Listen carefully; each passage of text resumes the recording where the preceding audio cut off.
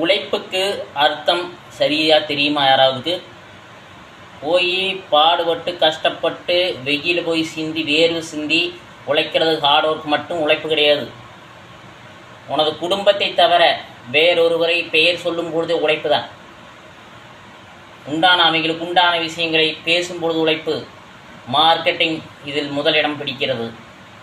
ஒரு ப்ராடக்டை கையில் அவனோட கையில் இருக்கக்கூடிய பேம்லெட் நோட்டீஸை கையில் வச்சுட்டு இருந்தா, பொழுது வரைக்கும் வச்சுட்டு இருந்தா அவனோட கம்பெனி விளம்பரமாக செய்கிறன்னு அர்த்தம். சும்மா நின்றுட்டு இருந்தாவே அதுக்குண்டான சம்பளம் ஊதியம் கம்பெனி கண்டிப்பாக கொடுக்கணும்.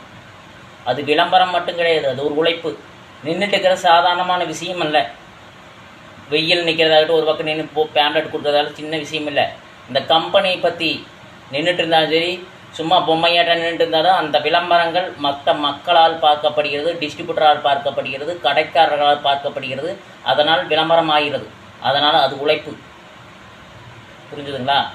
உழைப்பு. பேசுனா போதும். அந்த கம்பெனி பற்றி விளம்பரங்களாக பேசும் பொழுதும் உழைப்பு தான். ஒரு பாட்டு பாடும் பொழுதும் உழைப்பு. மற்றவங்களுக்கு வேண்டி பாடுது உழைப்பு. சும்மா உட்காந்துறது கிடையாது. வாய் பேசுகிறது, வாய் உழைக்கிறது, திங்கிங் பண்ணுறோம், எல்லாமே இருக்குது. அதுவும் கஷ்டம்தான். வெயில் போய் வேலை செய்கிறது மட்டும் கஷ்டம் கிடையாது, எல்லாம் கஷ்டம்தான். ஒவ்வொரு வேலையும் நுணுக்கமாக பார்த்தால் சிரமம். பொழுது வரைக்கும் வேலை செஞ்சு 800 ரூபா சம்பாதிக்கிறத சத்தம் போட்டு பேசினாலும் சரி, ஒரு மோட்டிவேஷன் பேசினாலும் சரி, ஒரு பாட்டு பாடினாலும் சரி, ஒரு மார்க்கெட்டிங் பேசினாலும் சரி, அதை விட இது சிரமம். சாதாரணமாக இருக்கு. கட்டட வேலைக்காரரை கூட போய் மார்க்கெட்டிங் வேலையை பற்றி சொல்லி பாருங்க, செய்ய மாட்டாங்க. சுத்த முடியாதும்பாங்க. நின்று உங்களாட்ட பேச முடியாது. தைரியமாக பேசுறீங்க, தன்னம்பிக்கையாக பேசுகிறீங்க. எங்களால் முடியாது, நாங்கள் உழைச்சிக்கிறோம், சம்பாதிச்சுக்கிறோம், உங்கள் வேலையை எங்கள் செய்ய முடியாது. அந்த உழைப்பாளி கூட போய் கேளுங்க, சொல்லுவாங்க.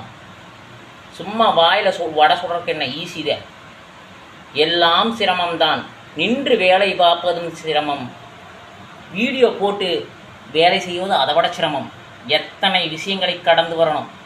தினந்தோறும் வீடியோ போடணும். உடம்பு நல்லா இருக்கணும், உடம்பை நல்லா வச்சுக்கணும், சாப்பாடு கரெக்டாக சாப்பிடணும். 365 நாள் வீடியோ போடணும். எப்படி போடுறது? உடல் வலுவாக இருந்தால் தான் போட முடியும். அதுவும் ஒரு உழைப்பு தான். உடல் உழைப்பு, உடல் வலுவான உழைப்பு.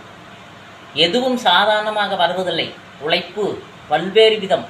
அது கடினமாக உழைத்து வேர்வை சிந்தினால் மட்டும் கிடையாது. மண்டை மூளையை கசக்கி யோசித்து பேசுவதும் உழைப்பு தான். மார்க்கெட்டிங் உழைப்பு தான். விவசாயம், கடை, இன்னும் பல விஷயங்கள் உங்களுக்கு ஈஸியாக தெரிவது அனைத்தும் உழைப்பு தான். சரிங்களா? இது மட்டும் உழைப்புன்னு இல்லை. ஓகே, தெரியாது.